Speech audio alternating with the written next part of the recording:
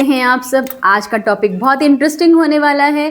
तो क्या आप भी फॉर्मल और इनफॉर्मल लेटर में स्ट्रगल करते हैं? तो क्या आपको लगता है कि जो फॉर्मल लेटर हम लिखते हैं हमारी फॉर्मेटिंग सही है उसमें? अगर फॉर्मेटिंग सही नहीं है तो पूरे मार्क्स गए, और फॉर्मेटिंग सही है तो पूरे मार्क्स पॉकेट में हमारे। तो कैसे, चलिए जानते हैं कि इस लेटर में क्या क्या होता है। फॉर्मल लेटर हम लिखने में कितने ज़्यादा सक्सेसफुल रहते हैं। चलिए तो आइए स्क्रीन पर इस लेटर को लिखने के लिए हमें सबसे इम्पॉर्टेंट चीज़ ये लेटर समझना, और समझ में ये आती है बात कि लेटर लिखा जाता है एप्लीकेशन फॉर्म में। जब फॉर्मल लेटर लिखते हैं, फॉर्मल यानी कि फॉर्मेलिटी, फॉर्मेलिटी मीन्स हम ये लेटर लिखते हैं बिल्कुल ही फॉर्मेलिटी में, यानी कि सारे फॉर्मेट्स का ध्यान रखते हुए। सबसे पहले हम ये जानेंगे कि इन लेटर किस किस को लिखा जाता है। तो ये लेटर लिखा जाता है प्रिंसिपल को, म्यूनिसिपल कमिश्नर को, एडिटर को, मैनेजर को, पुलिस ऑफिसर को, गवर्नमेंट डिपार्टमेंट को, इंक्वायरी के लिए लिखा जाता है। तो इसके लिए इम्पॉर्टेंट पॉइंट्स क्या क्या हैं इसको रखने के लिए? एक तो इसमें पोलाइटनेस होनी चाहिए, इस प्रोफेशनलिज्म होना चाहिए, letter should be very clear, short होना चाहिए और टू द पॉइंट होना चाहिए। इसमें पूरी कहानी लिखने की बिल्कुल भी ज़रूरत नहीं है। If we are typing the story in this letter, it definitely they will reject और they will give you less marks, because you have to write everything to the point things. Whatever you want to say, whatever your points are, should be very clear. ठीक है, तो types of formal letters कौन कौन से होते हैं, purpose होता है क्या है इसका? तो लिखिए, सबसे पहला होता है, फर्स्ट लेटर होता है लेटर टू एडिटर। अब लेटर टू एडिटर का पर्पस क्या होता है? इसमें हमें अपने जो व्यूज़ होते हैं ना, एडिटर के थ्रू हम न्यूज़पेपर में डाल के और हम व्यूअर्स को दिखाते हैं। तो व्यूअर्स जो होते हैं उस लेटर को पढ़ के उस जो प्रॉब्लम्स होती हैं वो एडिटर हमारे बहाने व्यूअर्स के साथ में लाता है, और जिससे कि प्रॉब्लम सॉल्यूशन में बहुत ही ज़्यादा हमें हेल्प मिलती है। तो चलिए, अगर हम अपनी प्रॉब्लम एक्सप्रेस करेंगे, टू एक्सप्रेस आवर व्यूज़, किसको? व्यूअर्स को। तो कौन कौन से पॉइंट्स होंगे इसमें? पॉल्यूशन होगा, ट्रैफिक होगा, वाटर शॉर्टेज होगा, प्लास्टिक वेस्ट होगा और रोड सेफ्टी। तो these are the main topic which we are talking about through letter to editor. अब लेटर टू एडिटर तो बहुत ही सिंपल सा चीज़ है। हम सिंपल इसलिए मुझे लगता है क्योंकि जब मैंने भी बहुत सिखाया था लेटर टू एडिटर, और मैंने जब सीखा था तो मुझे लगा कितना डिफ़िकल्ट होगा ये, लेकिन जब मैंने एक बार लिखा ये, तो हम जैसे प्रिंसिपल को लिखते हैं ना लेटर एप्लीकेशन, वैसे ही लिखा जाता है। तो इट्स वेरी इजी। सबसे पहले अपना एड्रेस, फिर क्या आएगा, फिर क्या, सीक्वेंस में चलते हैं तो अच्छा लगेगा। ठीक है, चलिए। तो हमने देखा कि यहाँ पे एग्जांपल्स में मैंने आपकी स्क्रीन पे देखिए, pollution, traffic, water shortage, plastic waste, road safety, इन सब चीज़ों को हम टॉपिक लेंगे। कंप्लेंट कहाँ कहाँ थी, कौन से लेटर, कंप्लेंट जो वाले लेटर होते हैं ना उनको कैसे लिखते हैं? तो उसका पर्पस क्या होता है? To complain about a problem. तो इसमें एग्जाम्पल्स कौन कौन से होते हैं? डिफेक्टिव प्रोडक्ट कभी आ गया, पुअर सर्विस है, इलेक्ट्रिसिटी इशू है, वाटर सप्लाई का इशू है, इंटरनेट प्रॉब्लम है। आप अपने पास ये पॉइंट्स लिख के रख सकते हैं, या फिर आप स्क्रीनशॉट लेके इसको अपने पास सेव कर सकते हैं कि इस पॉइंट पर आप अपने आप में प्रैक्टिस कीजिए। लेटर टू प्रिंसिपल लिखोगे तो क्या क्या चीज़ें लिखोगे? इसका पर्पस क्या क्या होगा? लीव एप्लीकेशन होगा, रिक्वेस्ट फॉर सर्टिफिकेट होगा, ऑर्गेनाइजिंग एन इवेंट होगा, या फिर परमिशन के लिए आप लिखोगे। और लेटर टू इंक्वायरी क्या होगा? पर्पस क्या है लेटर टू इंक्वायरी? उसका आस्किंग इन्फॉर्मेशन अबाउट। तो उसमें क्या होता है? कोर्सेज के बारे में, एडमिशन के बारे में, हॉस्टल के बारे में, कोचिंग के बारे में। अभी कुछ साल के बाद भी आप लोग भी हॉस्टल जाओगे, पढ़ोगे, लिखोगे, अच्छे मार्क्स लाओगे तो नीट, IIT या ऐसे ही कोई अच्छे एग्ज़ाम्स क्रैक करोगे। मेरी बेस्ट विशेज़ आपके साथ हैं और ज़रूर करोगे। तो उसके बाद कोचिंग करोगे, फिर फीस उसकी होती है, इसके बारे में हम लिखते हैं लेटर टू इंक्वायरी करते हैं हम। ठीक है, अब लेटर प्लेसिंग इन ऑर्डर, अब हमें एक ऑर्डर प्लेस करना है, उसके लिए कैसे हम लेटर लिखते हैं? ऑर्डरिंग बुक्स के लिए लिखते हैं, फर्नीचर के लिए लिखते हैं, स्पोर्ट्स इक्विपमेंट, ये सब चीज़ें कहाँ जाती हैं? गवर्नमेंट में। हम क्योंकि अब फर्नीचर वाले के पास जाके आप बिल्कुल भी नहीं करने वाले हो कि सर ये रहा मेरा एप्लीकेशन और मुझे ये फर्नीचर बना के दे दो, तो फर्नीचर वाला सिर्फ हंसेगा। ऐसा नहीं होता। ये लेटर्स हमें इंक्वायरी इसके लिए लिखा जाता है गवर्नमेंट ऑफिस में। अगर हमें रिक्वायरमेंट है तो आप एक लेटर लिख के देते हो ना, कई बार बोला है ना कि आपको एप्लीकेशन लिख के दीजिए तभी आपकी लाइब्रेरी में बुक्स आएंगी, तो ये सब चीज़ें तब आती हैं। ठीक है, तो स्पोर्ट्स इक्विपमेंट आपको चाहिए स्कूल में, तो भी आपको एप्लीकेशन लिख के देना पड़ता है। अभी आप स्टूडेंट हो लेकिन अगर आप हेड बॉय हेड गर्ल हो, प्रीफेक्ट हो, या फिर आप स्कूल के कोई हायर अथॉरिटी के साथ में आपका वो है कि कोऑर्डिनेशन बना के चलना है, तो भी आपको टीचर बोल सकती है कि आप एक लेटर लिख के दो, एप्लीकेशन लिख के दो। उस वक्त हमें लेटर लिखना आना चाहिए। तो आज आपको लेटर लिखना सीखना है और कल की डेट में आपको करके इम्प्लीमेंट करना है, ठीक है।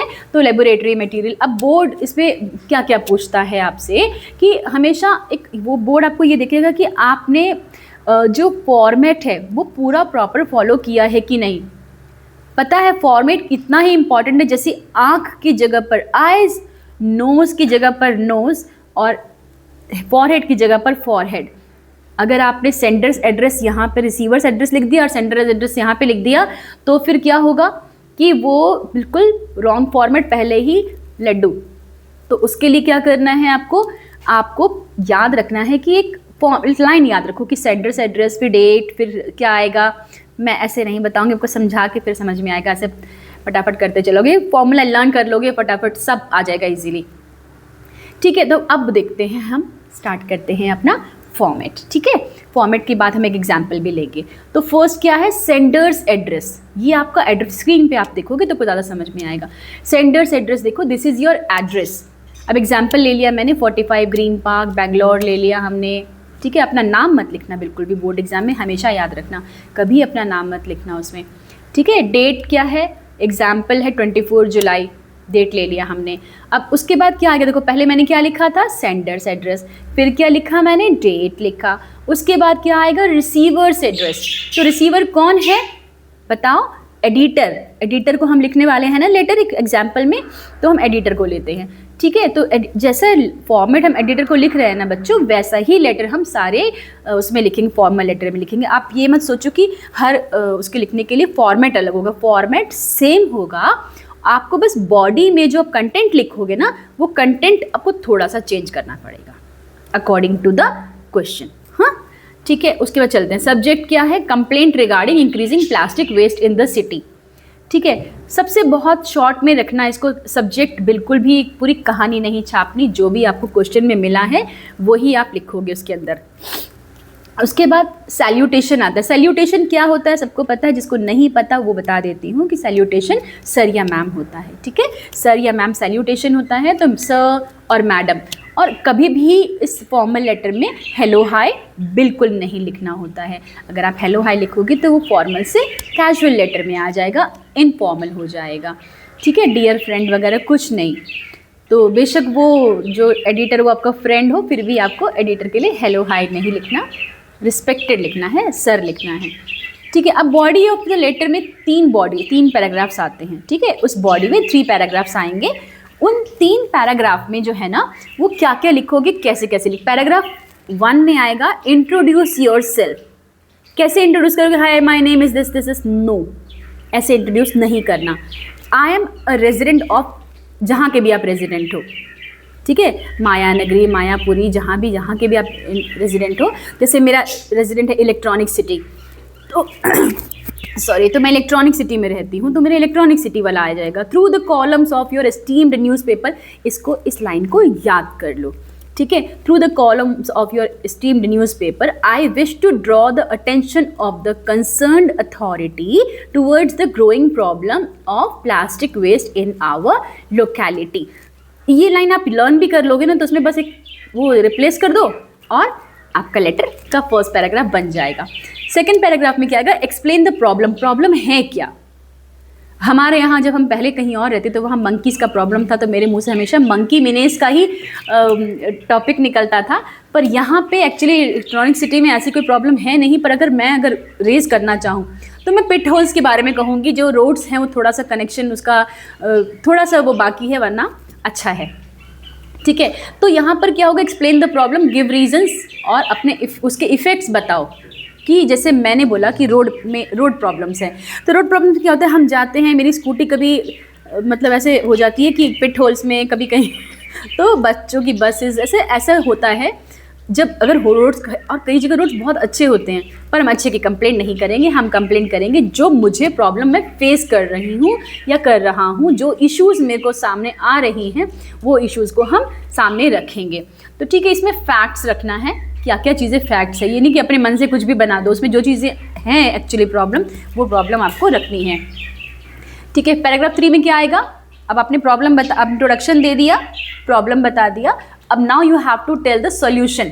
आप क्या सॉल्यूशन सजेस्ट करते हैं, क्योंकि आप भी यूथ हैं, आपके पास राइट आपके पास सोचने के लिए है।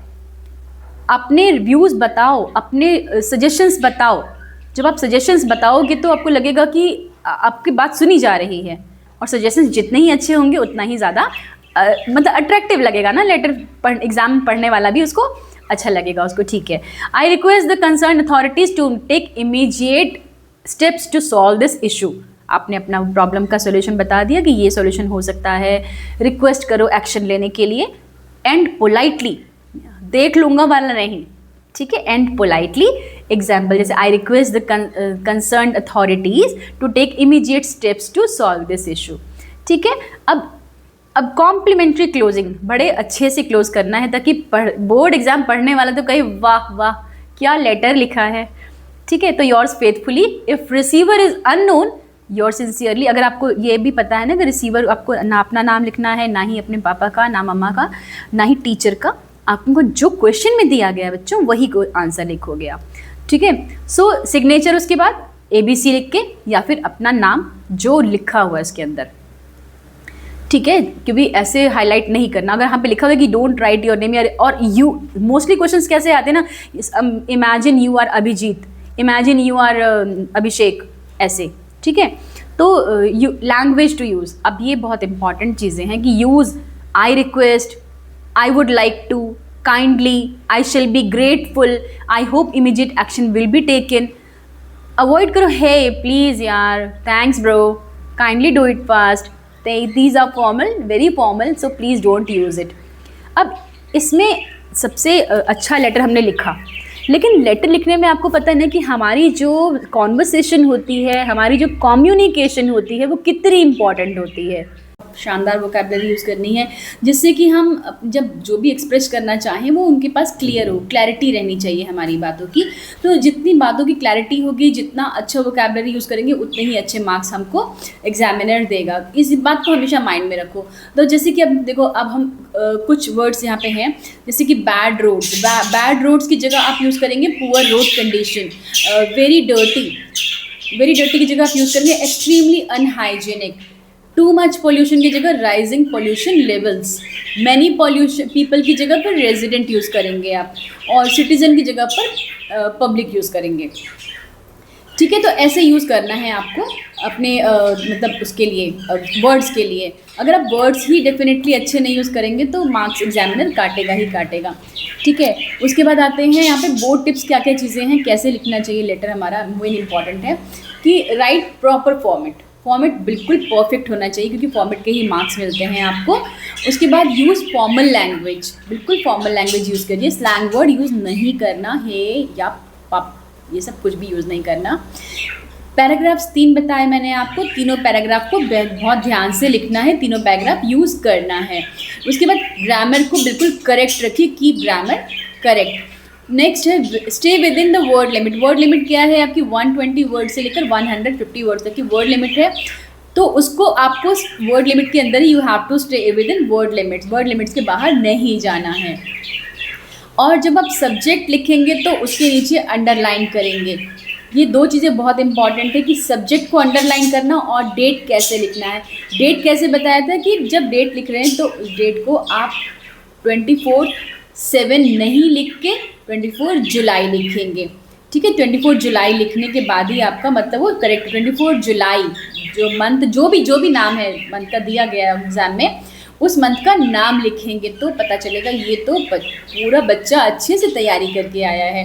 ठीक है, और सब्जेक्ट लिखने के बाद सब्जेक्ट को अंडरलाइन कर लेंगे कि हैंड राइटिंग को नीट रखो, बिल्कुल क्लीन, अच्छी हैंड राइटिंग लिखोगे तो मार्क्स एग्जामिनर को पढ़ने में दिक्कत नहीं होगी, वो इजीली पढ़ के आपको मार्क्स दे पाएगा। उसके बाद आती है कि हम एक सॉल्व एग्जाम्पल करते हैं। एग्जाम्पल है कि you are ABC living at, जो भी आपका एड्रेस है बेंगलोर, अब यहाँ मैं एग्जाम्पल देती हूँ ग्रीन व्यू अपार्टमेंट या कुछ भी। Write a letter to the editor of the Times of India highlighting the problem of increasing plastic waste in your locality. ये हमारा क्वेश्चन है। उसका आंसर हम सॉल्व करेंगे और इसको लेटर को फिनिश करेंगे, फॉर्मल लेटर को।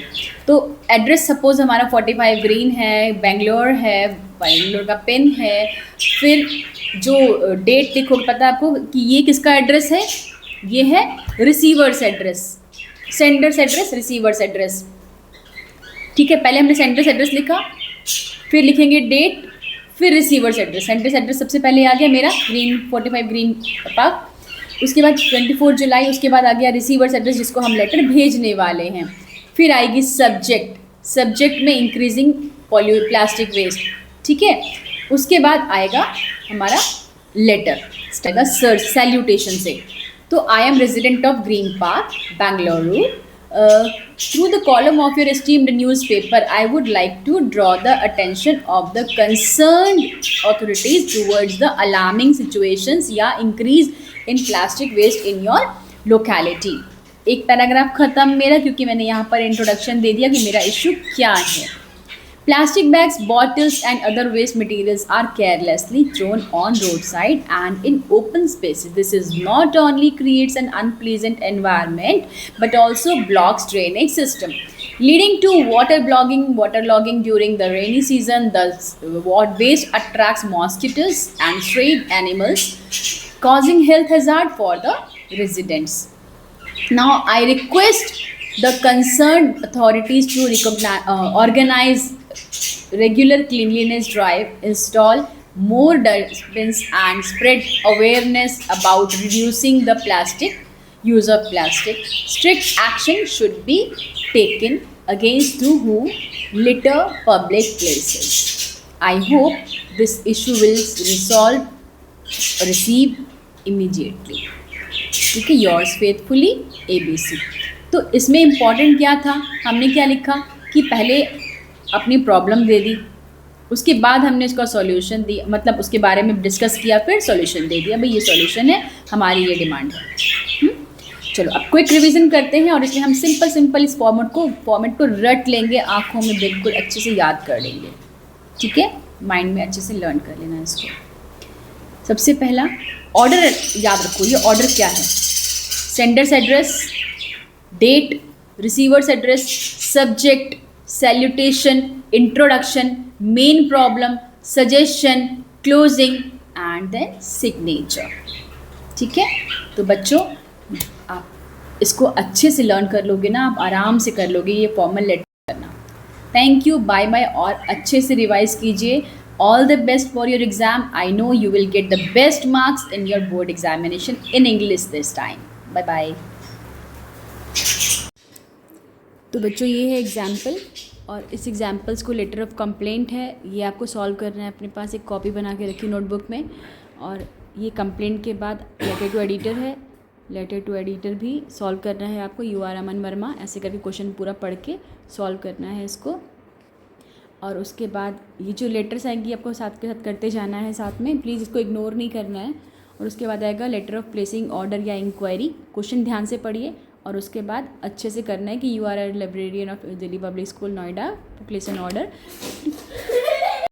ये सारी चीज़ें एक नोटबुक में कंप्लीट कर लेना, और every day just do a revision, और कुछ मैं होमवर्क में भी डाल दूँगी। ठीक है, तो थैंक यू, बाय बाय, मिलते हैं नेक्स्ट वीडियो में।